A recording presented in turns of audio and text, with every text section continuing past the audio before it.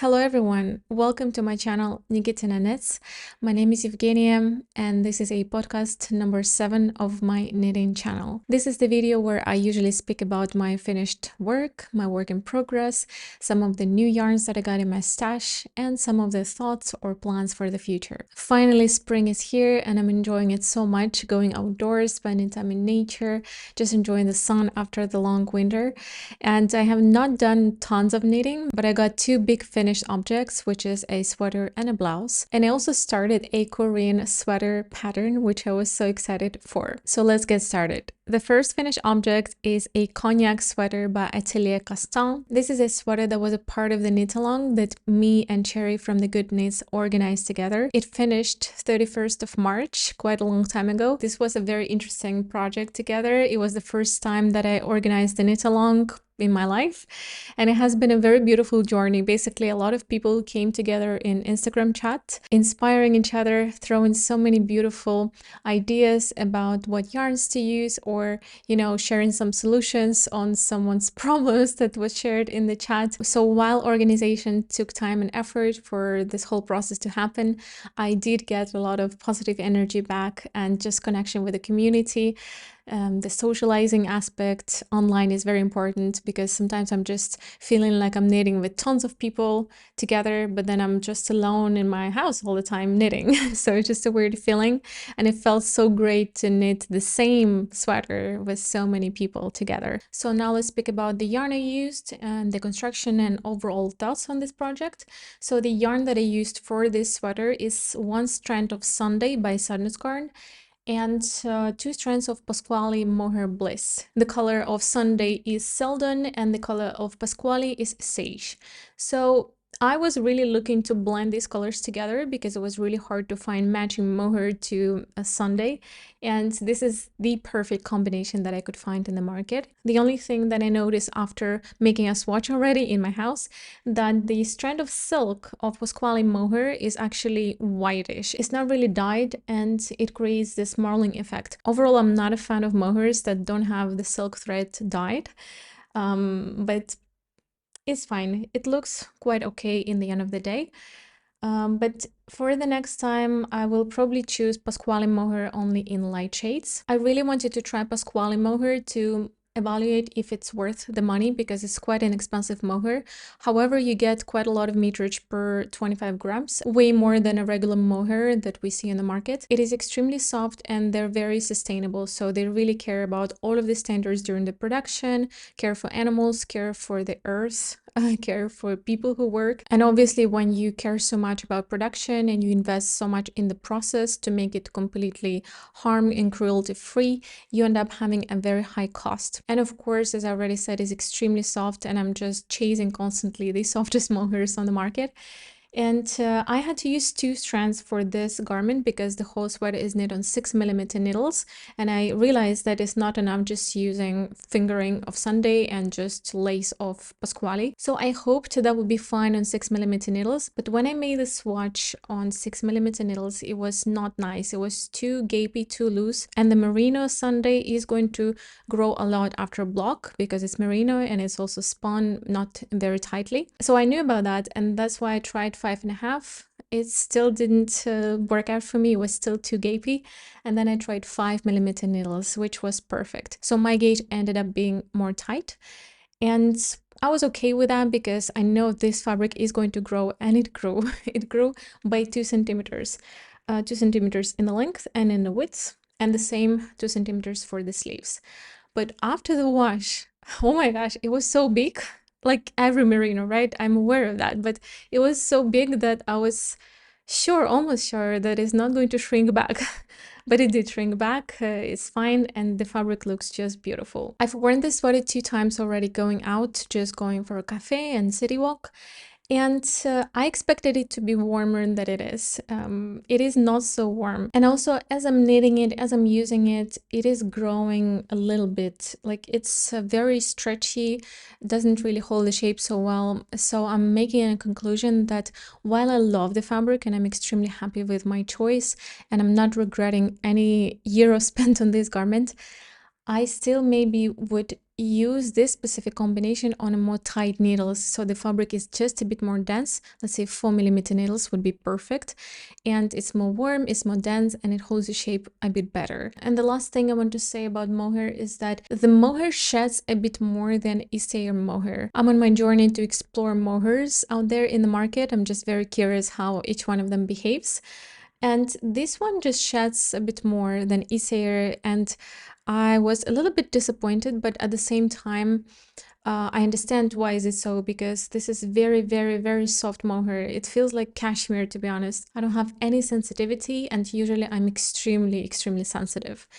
So even cashmere, even Cardiff cashmere sometimes pokes me here in the neck and I feel itchy in this area. And this mohair doesn't cause such effects whatsoever. I understand why it sheds, because I imagine it's quite hard, you know, to make mohair sticky to silk overall, because they're two very slippery materials, silk and mohair. But still, Isager could make it somehow, and they're not that far in softness. It is a little bit softer than Isager mohair. I would say it is softer, but not that far, right? So somehow they could make it a bit better.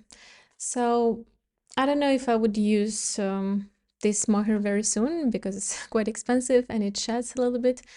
But by the way, no shedding during knitting. I noticed shedding during wear, like here in the belt area on my trousers, but it's not significant. It's not on my thighs, it's not on my hands, it's not in my mouth. So if you're worried about having mohair on your eyelashes, on your lipstick, I don't have it. And for example, now I'm wearing a sticky lipstick. Usually if mohair sheds, like Rowan mohair sheds so much when I was knitting with this, and when I tried a hat I needed for my cousin, it was just everywhere on my face. It's not the same story. It's really nice. But just to comment, right, because I'm being picky here since the price is quite high for this mohair. All right, enough about yarn, and now the construction. The construction, well, first I want to comment on the pattern, how clear it was, how beautiful the instructions were written. I think even if you're a complete beginner, but you pay attention, you can easily handle this pattern. I wouldn't say the whole construction idea is very, very beginner friendly, but again, if you pay attention, it should be clear enough, because the author, the designer, she did amazing job on writing the pattern, formatting it. Everything just looks so beautiful, so clear. There's diagrams with sizing. There's a lot of suggestions. She's telling you what you're doing each step, so you have the whole idea of how this construction works. I would knit from her again and again if she releases patterns in the future.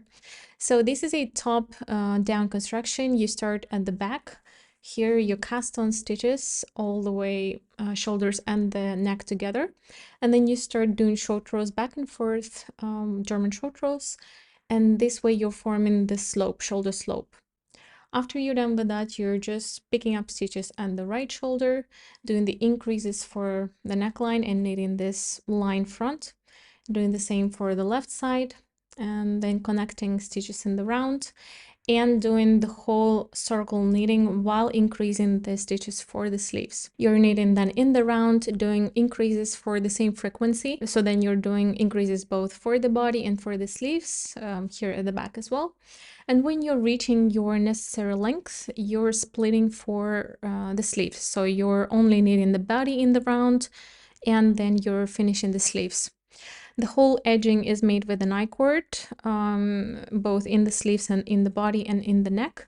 So what I want to say first, I would like to block this project when I was here, when I was splitting for the sleeves, because when I split for sleeves, I was worried that it's too high.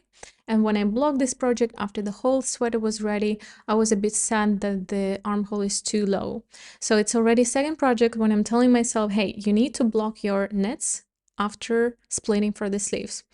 Maybe splitting for sleeves and knitting a little bit of the body would make a better picture, but I wish I could do that, because when I'm wearing this sweater, the armhole is too deep. I don't like that. And I think the next time what I would do, I would do the increases for the body in every row rather than every second row. So for the bigger sizes in this pattern, she's doing that. She's telling you to do increases in every row at some point. And that stops you from growing the yoke down, right? So this is what I would do. When I start doing the body increase here, I would just do it in every single row, and that's how my armhole would shrink up.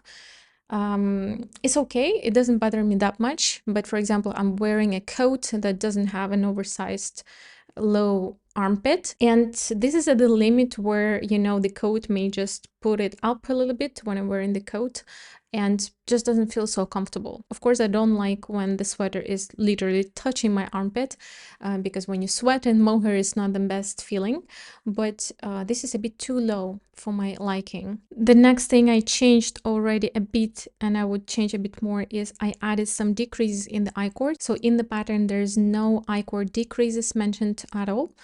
And quite a few people also said that the I-cord is flaring just a little bit, so you have to really aggressively block it down so it doesn't roll up. But depending on the yarn, that could be still a problem right after blocking as well.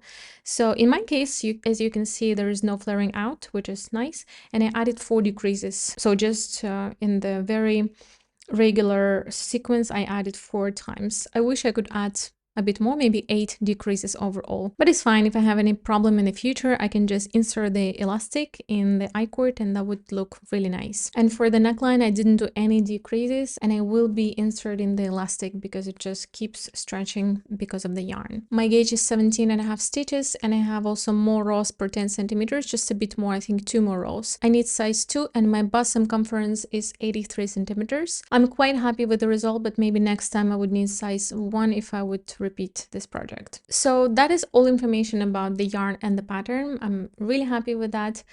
And now I'm going to speak about the whole construction. What bothers me specifically about the construction of such sweaters, not necessarily about this specific design. Any construction that is using idea of the seam behind your shoulder and not on top of your shoulder, there's something that bothers me, and I need Petite from Petite Knit. I self-drafted a summer top by myself in such construction, and overall when I see it on other people and knitters, there's something that bothers me, and I was very not ready to dive into that problem because that requires a lot of mental power and thinking and experimenting.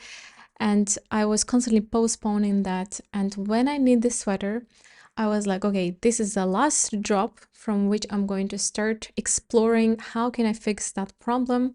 And I started to learn a lot about it. So I would like to share these thoughts with you. So maybe you could drop some interesting comments about your opinion, what's happening and how to fix that.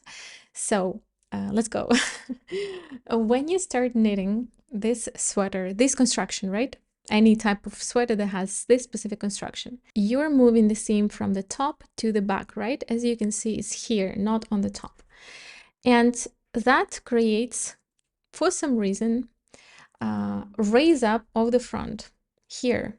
So not only that the whole front is being shorter, by the way, I added some short rows here in the bottom to compensate that shortage. I turned maybe 2 times, and that just added me 4 more rows, but this didn't help because this whole raise is happening not only in the length but also in the side. As you can see here, I will be inserting some videos how it looks of me wearing. You have this little triangle poking up, pointing up, right? And that just allows air entering to the belly, and overall looks not nice. So not only that there is not enough space for the bust, and that raises the fabric, basically the breast is raising the fabric, but also here at the stomach it kind of opening. And when I saw this in the mirror, I was like, I need to fix that, and I need to learn how to fix that. So my illusion was before that just by adding short rows in the bottom, I'm kind of fixing it, but I just already explained why it doesn't work. And in my summer top, when I was self-drafting it, I added short rows right after splitting for sleeves. So there I didn't have sleeves, but I had to join both back and the front. And then I added short rows going back and forth in the breast area to create additional fabric here. And then also I added short rows in the bottom of the top. And there I didn't have any problems with the fit whatsoever. And it was even a more tight garment. So I have already a feeling that I intuitively fixed that. I think next time when I'm knitting this construction, I will be adding short rows to the bust. And one more thing I will be doing in such construction every single time from now on is decreasing on the shoulder here. So when you pick up stitches at the back, you are just knitting straight, right? Straight, straight, straight, and then you start increasing for the body. Instead, I want to decrease 3 or 4 stitches here. In this case, maybe 2 would be enough because it's a big gauge. So I would decrease, knit straight, and before adding stitches to the body, before increasing for the body, I would just start increasing 2 rows earlier. The amount of rows earlier I will start to increase depending on how many stitches I decreased here. So if I decreased 3 stitches here in the shoulder, then I will add 3 stitches here, right? The same happens here on the other side. So when I'm here splitting for sleeves, I'm the same amount of stitches as I'm supposed to have. So the reason why I would do that is the shaping of the shoulder. Instead of having a straight line that kind of cuts your shoulder, you're going to have a more rounded shape. In my next podcast, if I ever need such construction, I hope to show you these modifications. I actually forgot to mention how much yarn I used for the Cognac Sweater. It was 4 balls of silk mohair and it was 2.5 balls of Sandnes Garn. My next finished work is the gift from my mother, and I wanted to finish it actually the first days of April and then send it to Ukraine because she had a birthday on 16th of April.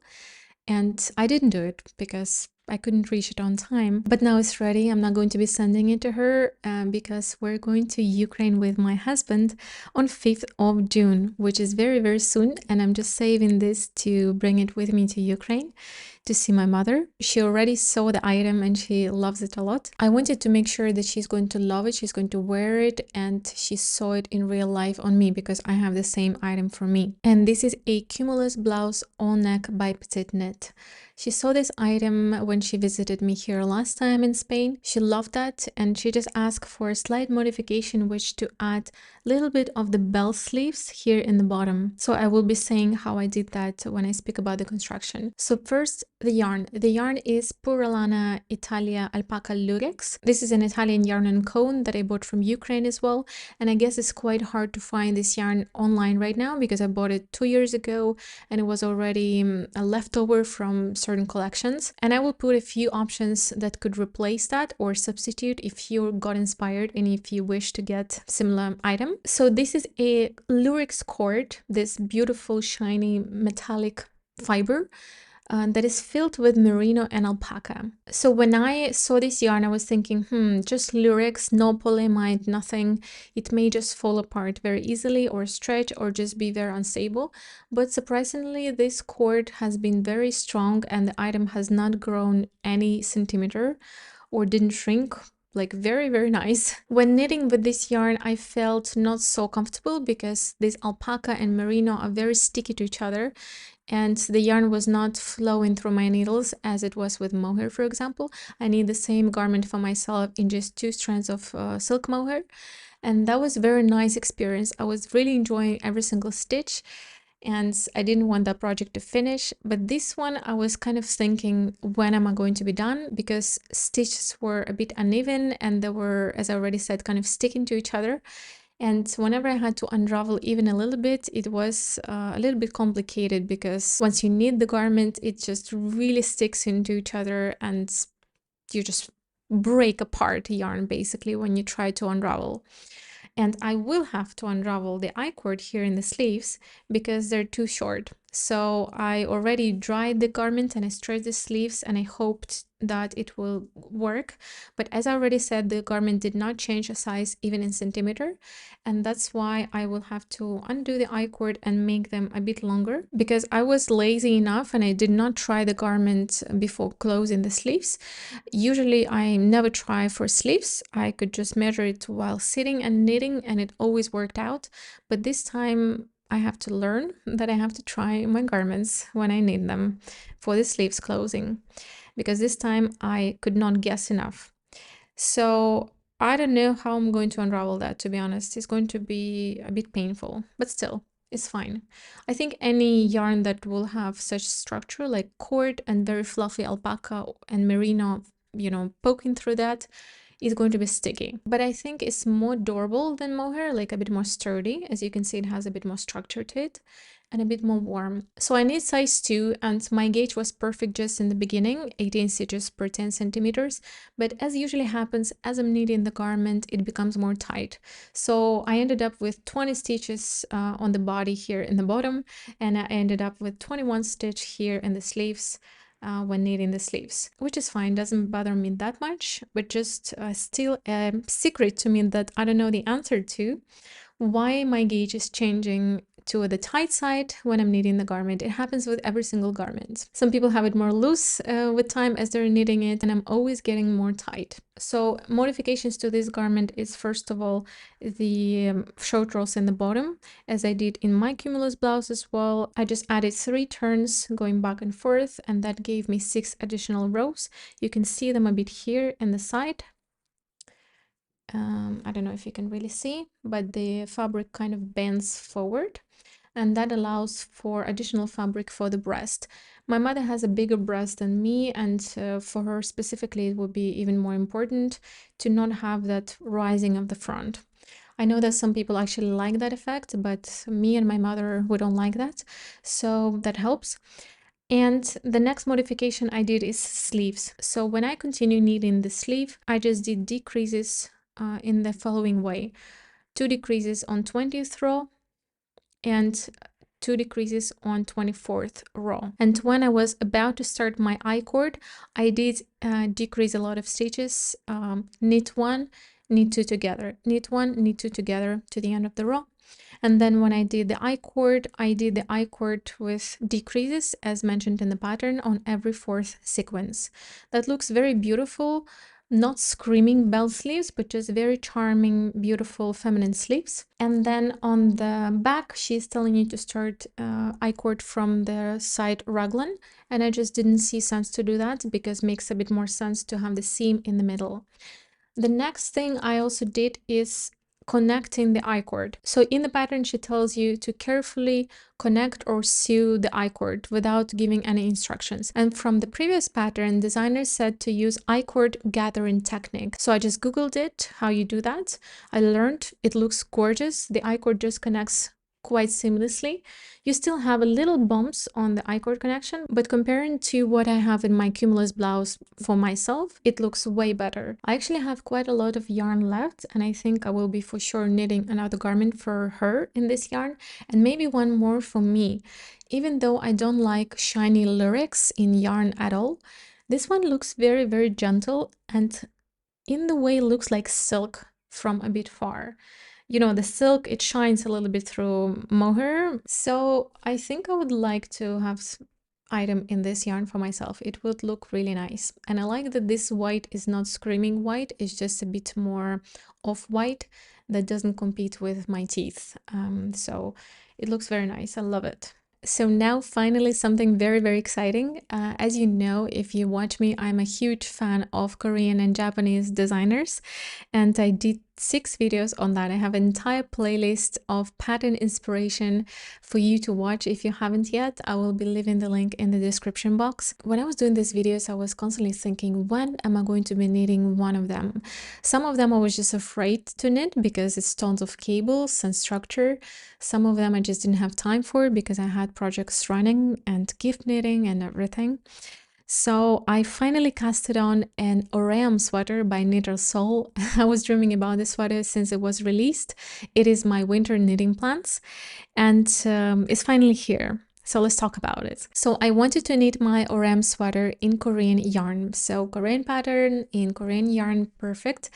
And I was searching for it, and I actually got gifted a Korean yarn at my choice. I chose this yarn for myself, and the color, it is Nakyang yarn I'm wool 4. It is 100% merino wool. It is not tightly spun, and it is extremely soft, and I think this color is going to suit me so well. So I was dreaming about my Oreum sweater in this color, and I did the swatch. I did the swatch and I was really sad to find out that this yarn is just too thick for this project. So in the description on Ravelry it says Aran weight pattern. And with that yarn weight with 5mm needles, you somehow supposed to achieve 25 stitches per 10 centimeters and 30 rows. I tried 5mm needles, I tried 4.5, 4 and 3.5. This is a worsted weight yarn. I was sure it's going to be enough because it mentioned Aran weight and I have worsted weight. I was even thinking I will have to add some mohair to that, but no, it doesn't work out. I was already breaking my wrists to knit on 3.5mm needles, the worsted weight cables and structure, and it still was not enough. I still get 20 stitches or something, 21. Like, it's impossible. And I was thinking, come on, it's ridiculous. I'm knitting worsted weight on 3.5. There's something wrong with that. By the way, it is my third swatch because I already said I tried so many needle sizes and I was constantly ripping off the swatches, and I almost went mad back then in that day because I was quite sad I could not achieve the gauge. But then I did a swatch with different yarns. There are two strands here. The first strand is Isager Jensen, which is 100% wool. And then second strand is cashmere and silk blend lace weight. So it is 79% brushed cashmere, 12% silk, and some elastan in it. And because I already know that something should be wrong either with me knitting or with the pattern description, I knew I will have to try 3.5mm needles, and it worked. I barely reached the gauge with 3.5mm needles with two strands, and I was trying to knit a bit tight. So I reached 24 stitches per 10 centimeters, and after the blocking it didn't change at all, so it stayed 24 stitches per 10 centimeters. The swatch is blocked. I love the fabric. It looks really nice. It feels quite nice, quite soft, because Jensen is really rustic to my liking. I maybe could handle it around the body, but not in the neck for sure. And even in the body, I'm still questioning if I could be wearing this next to skin. But Cariaggi SENSE, the brushed cashmere, fluffs up also after the blocking and really helps to protect, you know, my skin against the poking from Jensen. I cannot say it's soft as cashmere because still Jensen is poking through, but still it is way softer than if I would use this yarn on its own. I'm sure that is not an Aran weight pattern, at least for now. Maybe I'm wrong with something, maybe I'm doing a mistake somewhere, but I still could not reach gauge. As you can see, I'm still 24 stitches instead of 25 per 10 centimeters. I'm already knitting the whole garment. Look at this. I already connected in the round. So basically I needed the whole beginning of the yoke from top down. So the sweater is knit top down. It is all over cable and structured pattern. It is so beautiful. The designer is very talented. She has also some other patterns, not many, but whatever she has is just gorgeous. Everything was really clear. I don't have any questions, any complaints. Everything is so beautiful, so pretty, so clear. She even tells you some tips on how to read the chart. This is a raglan. You start from top down and you knit flat back and forth to raise the back a little bit. They're not short rows, so you're just knitting back and forth while increasing some stitches. And when you're done raising the back enough, you're connecting everything in the round here in the front. The way you connect in the round is interesting. I hope I got the instructions right. And so when you're done shaping, you're still not connected, right? And instead of joining work in the round and then continue knitting in the round as we do in all other patterns, she tells you to turn to the right side, cut the yarn, transfer stitches from left needle to the right needle from the front and from the sleeve, and start knitting in the round from the back section. There was no words such as join new yarn or mark this as the beginning of your round. A few things had to be intuitive, and they were intuitive for me, but I still don't think that very beginner would get what's going on. That would be a bit confusing. But for most knitters, it's really clear. It was really clear for me. The only thing is that this method created this little separation here in the front, because I never joined the work in the round. I just turned and started to knit back and then just kept knitting stitches together. But I imagine you will have to sew them up here a little bit before picking up stitches for the neck. The raglan line is almost invisible because it's just the purl stitch, and I really like that. Everything looks very harmonious and on point. Anyways, I wouldn't say it's a very intuitive knit because a lot of things going on. You have cables everywhere and romps everywhere, and you have to look at the chart all the time. But actually front panel and the back panel is identical 100%. The amount of stitches is identical, and at least that helps.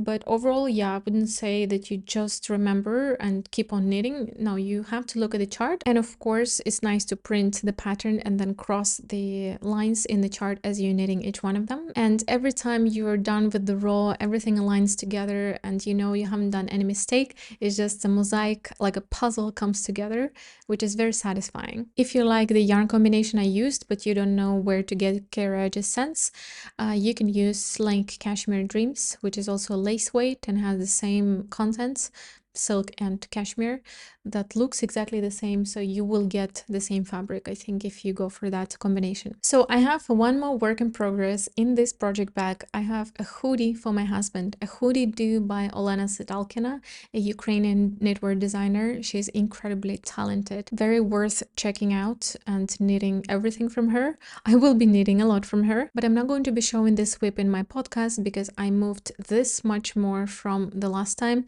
and I just don't want to keep on speaking all the same things just for this amount of progress. So if you want to see the hoodie for my husband, which is the whole body is done, you can check my podcast number 6. I will be leaving the link in the description box, and there I spoke a lot in the detail about this whip, yarn, construction, challenges, and hopefully for the next podcast is going to be a finished object.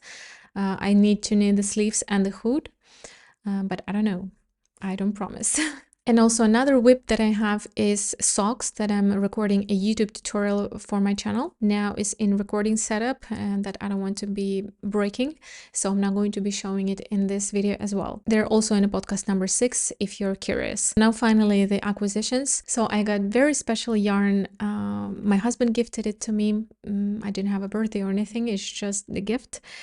It is mohair. I just want to show it to you. So this is a hand-dyed mohair, and I was the person who was constantly saying that I think hand-dyed yarns are not really for me because they're really, really expensive and there's so many commercial alternatives out there in the market, and especially mohair, right? Hand-dyed mohair is even more expensive.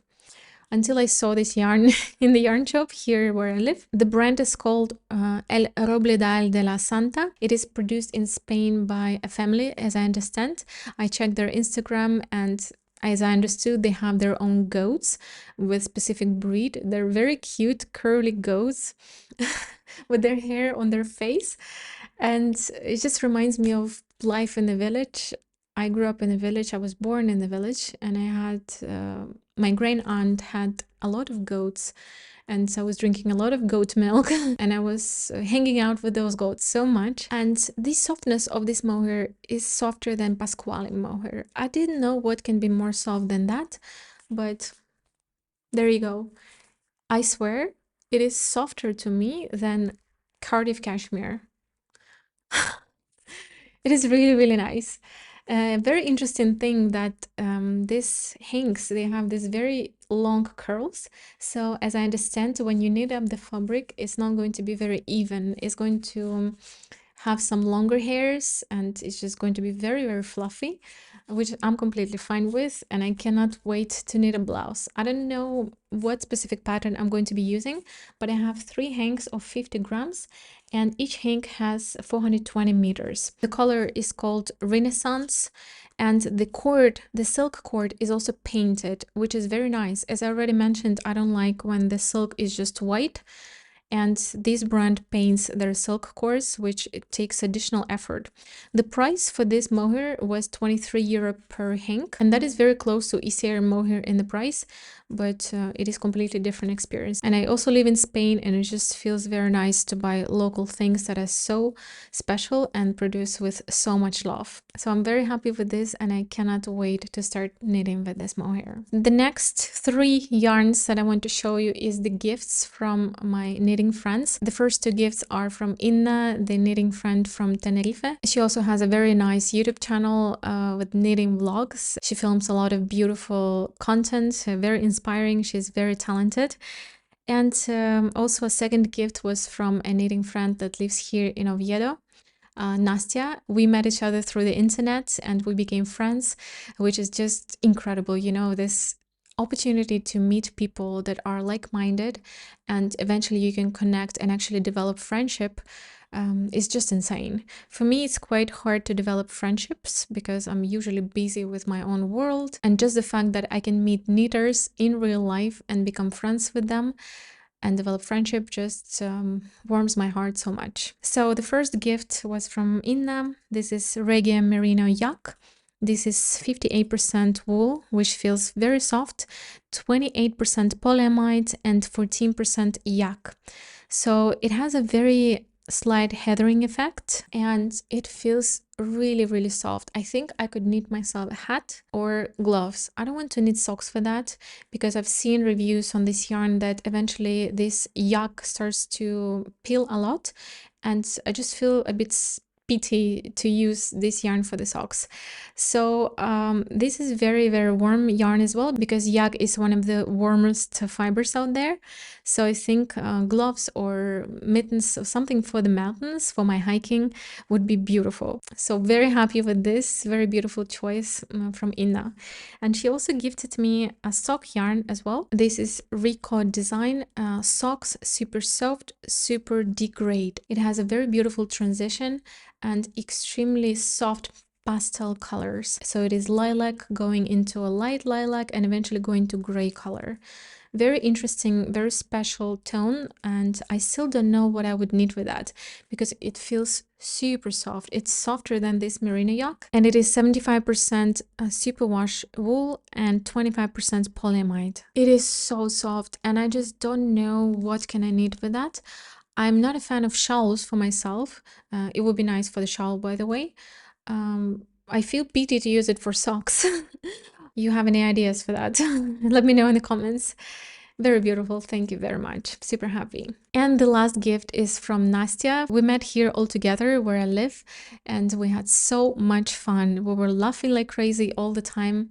We were eating really great food. We had a lot of nice matchas and coffees together, walks in the park, and definitely will be repeating this again. And she gifted me a Portuguese wool, 100% made in Portugal, also spun and dyed in Portugal. And it is Mondaine by Rosa Pomar, super soft. It is not cashmere soft. It is still woolly, but it's not scratchy or anything to the skin. I think it's a sport weight. It has 385 meters per 100 grams and the colorway is 214. It reminds me of mountains. It has very dark blues like navy. It has light greens, blues, light blues, aqua colors, and just reminds me of hiking in the nature when I see a lot of versatility in nature. So you have grass, you have rocks, you have blue sky and icy mountain peaks. I'm a big fan of hiking in the wild nature and I'm for sure going to be probably doing a hat with this yarn. And after touching this yarn without even knitting that, I'm sure I want to knit an entire sweater with Portuguese wool and I want to explore this a bit more, this brand. They have quite a few really nice yarns I already checked on their website. So Nastya, thank you so much. This makes me so happy and I will be remembering you every time I'm knitting this and wearing this. Thank you. So I guess that was it that I wanted to speak about today. I feel very uplifted, very inspired after speaking through everything that I do. Because when I'm silently knitting, I'm still excited, but when I'm speaking through every single thought and feeling towards that, I'm kind of amplifying that inside me. Please let me know what you were knitting on right now as you were watching this video. And if you need any information that I mentioned today from this podcast, you can find everything in the description box, including the videos that I referred to, colorways, the yarns and patterns, and so on. So thank you very much again, and I'm hoping to see you soon in my next video.